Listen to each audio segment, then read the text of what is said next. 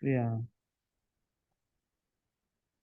So, hi everyone. Today's session is Unit 6, Strategic Human Resource Management, and we're doing Learning Outcome 4 today. We looked at Learning Outcome 3 yesterday, in regards to human resource management, the importance of it, and why it's needed.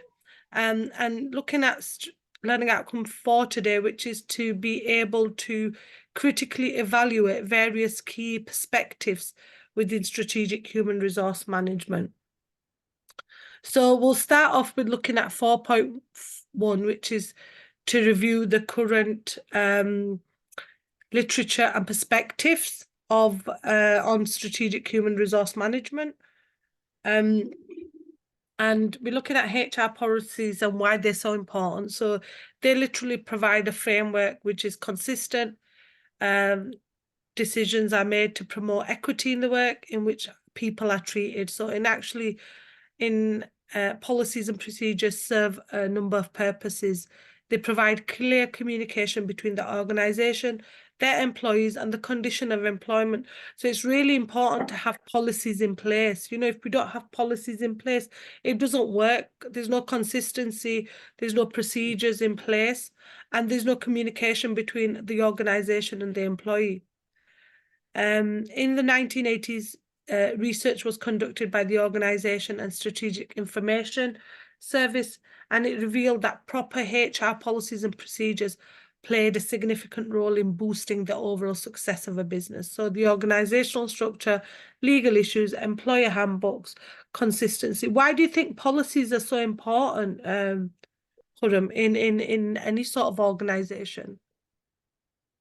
Yeah, because all of organization mostly having the policies, and without policies, they don't know how to proceed and how to control certain effects and certain happening in the Yeah. organizations. So that's why for the any activity there should be a proper yet policy to control and to develop and to maintain, and for the development and benefits of the organizations. So organization mostly amend this policy for its benefits and development. So it should be in place for the better development of these things. So if there is no policy, obviously the organization don't know which route they need to move, or how they can control the happenings. Yeah, and how should they should proceed, you know, with everything. So it's really important that, you know, this process is in place. Yeah. It's very important. Yeah, organizational structure. So HR policies and procedures provide guidelines on employee-employer relationship, which we looked Yeah. at a little bit yesterday, you know, the employer-employer relationship, why it's so important, which we impart information on acceptable norms, behavior, work schedules, health and safety measures, employment laws, conflict resolution and disciplinary measures, policies Yeah. on the rights and duties and responsibilities of employees, create a suitable working environment and promote healthy workplace relationships. The distribution of policies and procedures to employees reduces the instances where management sends memos and notices on matters relating to employee issues. So it's really important to have policies and you know, structures in place. So the legal issues, HR policies and procedures have to comply with relevant laws and regulations, protect an organisation from incurring any sort of corporate liability and employee lawsuits. Clearly written HR policies and procedures provide guidelines to employees regarding their rights and responsibilities. So it's really important, you know, there are rights and responsibilities in place for HR policies and things like that. Yeah. Employee handbooks. So HR policies and procedures provide reference material for supervisors in relation to employment matters in organizations, which streamlines the workflow in an organization. For example, a supervisor knows the scope of its authority and it can guide new and existing employees if, you know, there are any queries that arise and the course of their employment. HR managers and specialists apply policies and procedures to maintain any sort of discipline in the workplace. The procedures are prescribed for disciplinary actions to prevent the administration from facing any sort of accusations of being biased.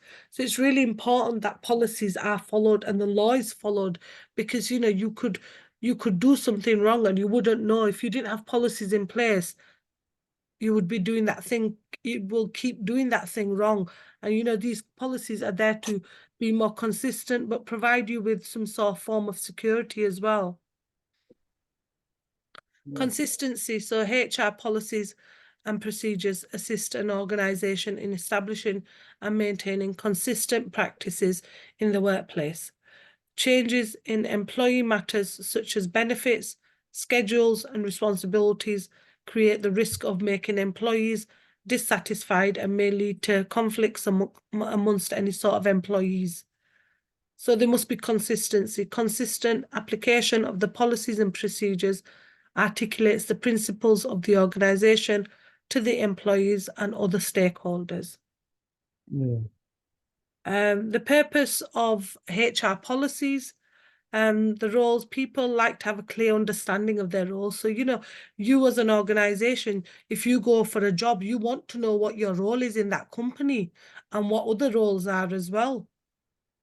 You can't just go to a company and start working and not know, what your expectations are.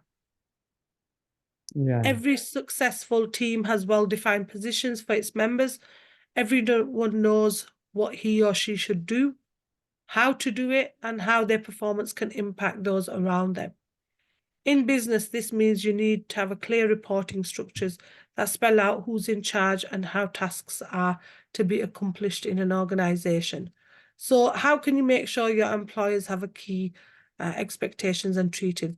That answer is found the way you address 4 elements related to, the development, deployment, and, your roles and consequences. If you do something wrong, what are the consequences? So it's really important that you identify everything clear. Yeah. Because if you go into a job and you think you can do the job like this and the job expects you to do this, you should be, able to identify any sort of elements and any sort of your roles and responsibilities, because you may get into trouble for that. So, you need to know that. Rules are very important. Managers and employees have to share clear understanding of what it is and what is not acceptable behavior within the organization. So it establishes a framework for addressing any sort of standards or violations of them standards. Unfortunately, in today's workplace, an employer can be held liable for bad behavior of an employee. Especially when the behavior affects the employee's clients or individuals. So, you need to identify what your relationship is, because you need to have these rules in place.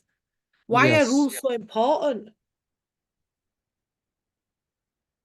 Yeah, but this is very important, because if we don't have any rules, regulations, suppose anything happen, fighting happen, or harassment happen. Yeah. So what we gonna to do? So we don't have any rules in place. So in that case, there will be some forcing authorities interfere and destroy the repute of the company. So that's why, and there will be fine like this, penalties. So that is the important part if we are working in any country. So there should be a policy in place, and there should be rules and regulation. We must know and must follow. For you better. To make sure the organization runs smoothly. And like you said, it's important that the reputation of the organization is not hindered. Yeah. So having a clear set of behavioral expectations is critical to establishing that you're not contributing to that bad behavior as an employer. So you need to make sure that you are following the rules and regulations of the company. And every company should have rules and regulations. Yeah. Consequences. So It's important that you clearly state consequences for violation of your behavioural standards so that employees know what to expect and have fair warning of those expectations.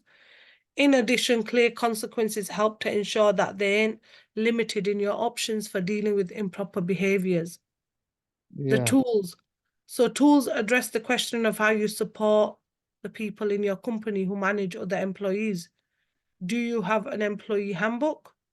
Is really important. And do you have relevant policies and follow legislation? So, you know, it's really important to have an employee handbook so it identifies all them rules and regulations, and also, you know, in regards to any sort of legislation, you know, you should make, you know, clear that in the handbook, but also around this legislation, they must follow the legislation, you know, health and safety legislation, you know, equal pay legislation. These kind of legislations must be followed. Yeah. It's right. It's vital, isn't it, in any organization? 4.2, evaluate contemporary issues affecting strategic human resource management. So the Human Resources Department of, just 1 minute, please. Yeah.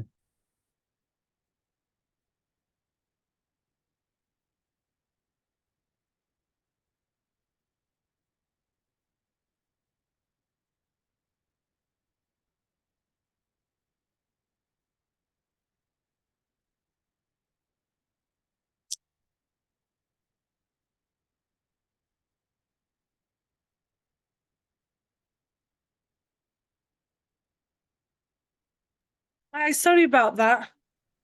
No problem. I just had someone bring me some kajur for Ramadan Mubarak, so some MashaAllah. Very neighbors nice. bringing it, yeah. So, 4.2, evaluate contemporary issues affecting strategic human resource management. So the Human Resource Department of today operates very differently from the Human Resource Department of any other decade ago. So the changing job market, regulatory demands and compliance issues have forced human resource managers to become nimble partners in the strategic development of a business.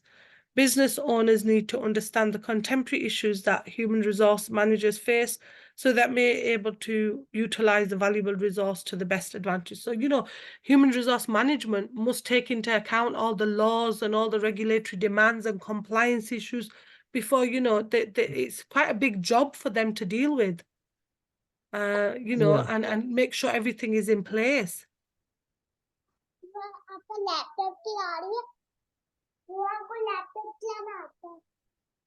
Okay. Is that your little one? The gig economy. Okay, so many talented people have decided to leave the traditional workforce in exchange for freelance work in their area of expertise. This gives them desired flexibility in their lifestyle and is a great selling point for potential clients because overhead is less when you are in a contract employee. Although this is a great system for the talent, working with a different system is a challenge for human resource managers. If the best talent is no longer available for an in-house, positive human resource managers must find ways to either create long-term contracts or to develop other suitable talents. Yeah. Innovation and automation. So human resource department are often tasked with training and developing employees. This means that when a new company rollout includes technological advances, the human resource departments need to prepare itself and it needs to train people. So if there's IT changes, any sort of software changes, they need to train their people, but also train themselves as well to any new sorts of innovation or any new sorts of, you know, resources that are being implemented, because, you know, they need to have that training. Yeah. In some instances, this means coordinating with technology developers to create programming that is easily rolled out to employees. In other cases, the Human Resource Department must help roll out the program and help run the training programs internally. Yeah. So it's really important. Sometimes HR departments have their own training facilities where they train people, webinars or face-to-face training to make sure people are up to date with any sort of new compliance regulations, any sort of new software, as I mentioned, technological changes. So they'll have their own HR department that will go out and train people as well. So it's quite beneficial for them. Yeah. Changing regulatory issues. So compliance with regulatory issues is a primary duty of human resource managers. While this job duty hasn't changed over the years, what it covers evolves constantly. This means that the human resource managers need to be on top of all changes. An example of change is new laws, including things like healthcare benefits, etc. Privacy laws are constantly requiring updated disclosures and employee training and acknowledgements. If the human resources manager is not current on new regulations and laws, the company is exposed to lawsuits, penalties, and potential public scrutiny. So you need to make sure you are on top of the laws that are being introduced. Yeah. Recruiting and retaining top talent. So finding and keeping great talent is difficult, especially for small businesses that don't have the resources to offer huge compensation and benefit packages. So some companies would offer healthcare, a car, things like that. But some of the smaller businesses can't offer the huge benefit packages. This means that human resource managers are always looking to find talented, loyal prospects for their companies. It's important for human resource managers to look for talent internally and externally. It's not enough to just go to job fairs or to reach out to people on LinkedIn. HR managers must not only cultivate these relationships, they must also cultivate internal employees and that are suitable for development and promotion. So, you must look into your organization, to find out if there's employees in the organization that will work well rather than going outside and looking outside for other people.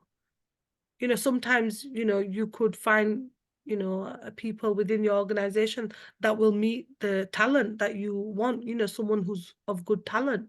Why do you think it's good to keep people from your own organization? Yeah, because suppose we can save the expensive, a lot of expensive. Suppose one manager is already resigned and he's going to travel to his home country. And if we will hire another one, so most probably chances we need to pay more for tickets and everything, and recruitment procedure again start. If we have someone, we can promote them, and he can internally control all the process. So through this way, we can control cost and budget. So internal recruitment is beneficial for Yeah, the companies. yeah, to try to keep, someone in line, but also promote someone who has the skills, give them a chance. Yeah, It's really yeah, important to work yeah, your yeah, way up. Sometimes promotion helps the individual stay at the job, yeah, and the benefit packages that you offer. yes, So diversity and harmony issues. So business owners know that a diverse workforce that's working together in harmony will build stronger teams, yield yeah, better ideas, and offer broader customer satisfaction. However, yes, without the harmony, that diverse workforce has low morale and therefore low productivity. So, if you don't have a diverse and harmony within the organization, it would be low productivity. yeah, This isn't solely a company culture and productivity issue either. Diversity is a serious legal liability if employers or customers are feeling harassed in some way. Diversity yeah, plays yeah, a big role within any organization. You must have there must be equality and diversity within any organization. And especially when you're looking at laws relating to diversity, there should be no form of discrimination. yeah. And the one thing is that diversity bring more talent, because Yes, one guy is from United States and one is from UK, one is yes, from Asia. So they have different minds. So it Yes. will bring together more talent. Yeah. And culturally, it's quite good within an organization, because legally, you shouldn't be, discriminating against anyone from different cultures. You should be taking on anyone who has the Yeah. experience. Yeah. Okay.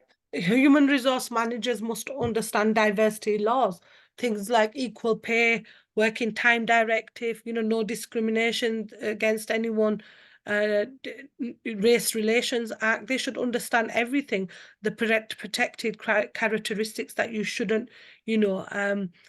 discriminate against age, sexual orientation, you shouldn't discriminate against disability. They must understand all the laws. Yeah. And they must ensure that a company has the protocol to deal appropriately with any sort of complaints, and is also focus on harmonizing the diversity. This is done with like training and workshops that build cohesiveness and embrace the differences in people. So if you culturally introduce, diversity and equality within your organization, you celebrate all the cultures, you celebrate any sort of tradition, and this helps you identify, and embrace different people's cultures. Yeah. Other contemporary issues, so like we talked about, equal employment and diversity management. So equal employment opportunities, affirmative action, and non-discriminatory practice. So you shouldn't be discriminating against anyone. Race, national origin, and citizenship issues. So these are some potential human resource issues. So you've got racial, ethnic discrimination and harassment. Yeah. English only requirements on bilingual employees, requirements for immigrants and foreign-born workers. So, you as an organization should be really careful what you look at in regards to discrimination or any forms of, protected characteristics. As we mentioned, sex, gender issues. So avoiding pay inequality, equity, include benefits and other items of remuneration to calculate pay, inform employees of pay practices, base pay on the value of performance and job-related factors, benchmark pay against local and national markets, and conduct an internal audits to detect gender-based inequalities and ensure that pay is fair. Why do you think you should ensure that pay is fair for both, female and male, or, gender equalities? Why do you think that's so important? It's important because we have one policy and pay inequality, because it should be equality, even it's a female or male, even it's black or white, Yes. to avoid any unintended incident in the premises. Yeah. So then the employee will think bad about the company. Why the same trade and why are not I'm getting the same pay? So these things happen in the that also leads to the strikes and the company reputation will destroy. So they should consider about this one equality, inequality. They should avoid these things. Yeah. It would cause problems later on. So Yeah. again, women in the workforce, and that's non-traditional jobs, the glass ceiling where the woman can't go above, she can't get a better job. The man may have same experience as the woman, but then because she's a woman, she's been discriminated against and she can't go above that glass ceiling. And that is sometimes still the case nowadays within any organization. People still, and some managers don't like women in the workforce, and it's a form of nepotism, and also, the fact that you need to avoid this kind of discrimination within the workforce. Yeah. Sex, gender, breaking the glass, so alternative work arrangements, so maybe part-time flexi work for women, organizational diversity goals, mentoring, and increased top management diversity. Your managers need to be diverse. That's the main thing. If you don't have diverse managers, the organization will struggle to run. Yeah. Sexual harassment and workplace relationships. So consensual relationships and romance at work. Workplace romances are risky and policies prohibiting them are substantially up. So, you need to make sure that there's no any form of sexual harassment within the workplace, and there's no forms of consensual relationships. If the policies say that you can't have a relationship whilst in the workplace, then it needs to be taken into account. Types of sexual harassment. So you've got quad pro quo and hostile environment. So you've got linking employment outcomes to individuals, granting of sexual favors, and then hostile is allowing intimidating or offensive working conditions to reasonable affect an individual's performance or psychological well-being. So, you need to take into account that you're not, if there's any forms of sexual harassment happening, you need to document this, but you need to also make sure that there's no forms of sexual harassment happening within the workplace, because it could cause a big problem. Yeah. Potential sexual harassers. So these are people that may harass, may be any form, supervisors, co-workers, maybe, sexually harassing other workers, other employees, former employees, customers, and vendors. Why do you think sexual harassment within a workplace is unacceptable? It's And does not, it happen? yeah, it's not acceptable, because if it's happened like this, so it will destroy the repute of the company. Nobody will join that company, which there is this type of bad happenings in the company. Yeah. So there is also some legislation as per the country and state regulation. Yeah. So we need to avoid these things in the workplace. Yeah. So we need to But follow does it happen? yeah. Does it happen, Khurram? Yeah, if it's happen, so it's mean it will it have negative impact on the company and Yes. destroy Yeah. the repute of the company. Yeah. And which I told you previously, the people, the nobody will like to join that company where there No. is no policy in place, and sexual harassment is a journal. So this is the negative impact. They will destroy the business and lose his Yes. business. Yeah. And it's not Yeah. good for the employee, because they may get a case for sexual harassment, go to the employment tribunal. Yeah, yeah. Yeah. So addressing the issue of sexual harassment policies need to be put in places. There's a need for Yeah. this policy so everybody knows that there should be no sexual harassment within the workplace. It should be communicated and it should be constantly enforced in the workplace. Training for awareness and behavior changes. So, you need to, as the HR department, be able to provide training in regards to sexual harassment and Yeah. enabling complaints, taking them seriously and taking action. Sexual harassment liability determination. So you have a sexual harassment claim. You have where the first one is the employer consequences, where employees suffered no tangible employment action. And then next to it, employees suffered tangible employment attitude actions. And then you've got the employment produced an affirmative defense and the employment produced no affirmative defense. And then the employer in the green part is liable. Employer in the blue part is not liable. So this identifies the sexual harassment liability determination. Then we've got high HR managers' views on older workers. Some older workers, their consequences, healthcare usage, healthcare costs are more training, retraining, employee stress, and the advantages and disadvantages of older workers. So advantages are we will work different schedules. They will serve as members. They have invaluable experience and they have a strong work ethic and they are more reliable. The disadvantages is sometimes because they're older workers, they're weak on technology and may cause expenses to rise and are less flexible.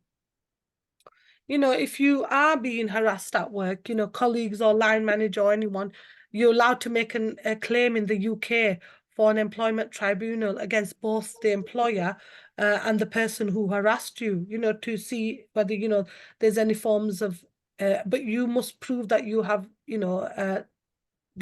had any forms of any sort of harassment. So if it's sexual harassment, you know, they may be sending you emails that are suggestive, unwanted emails. They may be sending you romantic gestures. There may be rumors, so you really need to be careful when it comes to any sort of sexual harassment cases, that you as a manager are able to identify and make it clear that it shouldn't be happening in the workplace, and there are policies there to prevent any sort of sexual harassment. Yeah.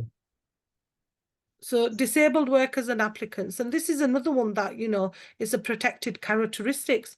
You shouldn't discriminate against anyone that's disabled. You should give them the same recruitment and selecting individuals with disability. Any sort of new disabilities, mental disabilities, life-threatening illnesses, you shouldn't discriminate against anyone that has a disability, because that's a big thing. And there's laws, like you said, in place for sexual harassment, for equal pay, discrimination against women, discrimination against people that are disabled. These are protected characteristics. And when the HR needs to identify and know the laws in place. Common means of reasonable accommodation, so modified work schedules.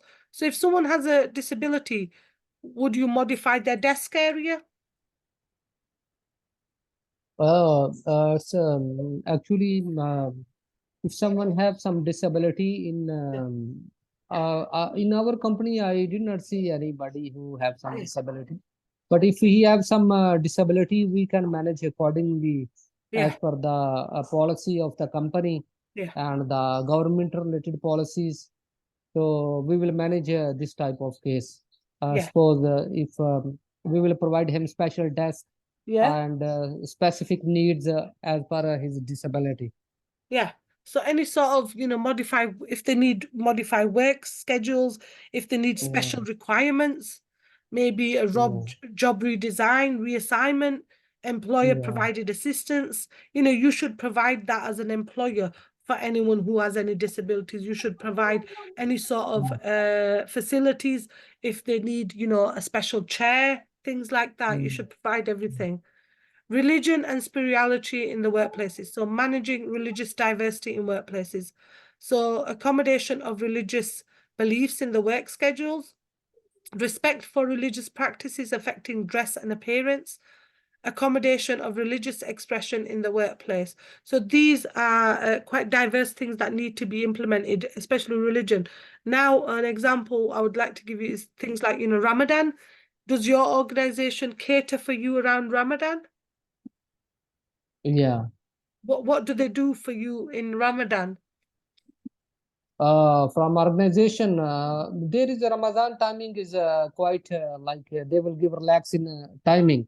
Suppose our duty timing is from 8 to 6, only 6 hours we need to work. So we have exemption like this, and in normal we need to do 8-hour duties. So in Ramadan, 2-hour exemption they are giving us. Oh, that's very good. That's very good. Yeah. And do they provide you any other facilities within Ramadan or any other? No, nothing. They are just giving this facility to the employees. So regarding other iftar, and we need to manage ourselves, and not like other any bonuses. Yeah, that's really understandable. They need to provide any sort of facilities. Yeah.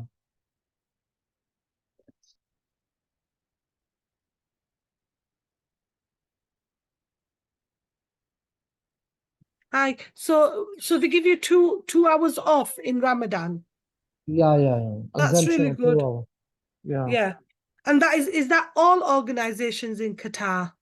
Yeah, all organization, because this is legislation by Oh, it's the government of Qatar. Qatarian legislation that you give 2 hours off in Ramadan. That's really good. At least instead of working 8 hours, it gives you that 6 hours of work.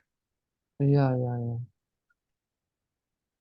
So affirmative action. So employees are urged to hire from protected classes to make up for historical discrimination. Affirmative action and the courts. So courts have upheld affirmative action, but recently have limited somewhat. And reverse discrimination occurs when a person is denied an opportunity because of the preferences given to protected class individuals who may be less qualified. So, you know, these forms of discrimination are unacceptable in any form of organization. So you should make sure that, you know, because of a person's age, gender, sexual orientation, disability, that there's no forms of discrimination and policies are put in place. Yeah. Debate on affirmative action. So affirmative action is still needed. It's needed to overcome and eliminate effects of past injustices, to create equality for all persons, even if temporary injustice to some individuals may result. Employment of protected class members will benefit society. Properly used does not discriminate against males or whites. And affirmative action for goals indicate progress needed, not quotas. Affirmative action is no longer needed, where it penalizes individuals even though they have not been guilty of discrimination. It creates preferences that result in reverse discrimination. Also results in greater popularization and separatism, and stigmatizes those it is designed to help, and forces employees to play by the numbers as goals become quotas. So these are a debate for affirmative action. Components of affirmative action plan. So internal background review, EEO and AAP policy statements, so accountability, determination, program components, workforce analysis. So this diagram looks at department analysis, job titles, salaries, long line of progression analysis, job group utilization, so job group definition, job group title assignments, and it looks at analysis and comparisons, so the availability analysis, internal and external factors, also looks at actions and reporting, and goals and timetables. It also looks at internal and reporting audits. Auditing is really important within that. Managing diversity, tangible indicators, so age, marital and family status, disability, race, ethnicity, religion, gender, sexual orientation. These are how you know, the managing any sort of discrimination within any of these. Managing diversity, the business case. So it allows new talent and new ideas from employees of different backgrounds, helps recruiting and retention, allows for increase in the market share, and leads to lower costs because of this. So it's really, really important that when you look at diversity within a workplace, you know, you are taking into account all these approaches and all these issues around diversity. So approaches to diversity and their results. So the approach is to ignore diversity, and the result is the status quo is protected. It's possible legal issues are increased, and diversity is not important. Begin the process with dealing with diversity. So diversity training is provided. You know, it's really important as an organization, you provide training on diversity and equality. Affirmative action compliance occurs. Protected classes are focused, and conflicts and problems occur. Build acceptance of diversity. So diversity pays off for company. Conflicts are reduced. If there's any sort of internal problem solving takes place, and solving diversity issues and create inclusive culture. So diversity permeates the company. Problems are approached proactively. Everyone gets along, and the business results improve. Do you think if there's less discrimination within an organization, the organization runs more smoothly? What do you think?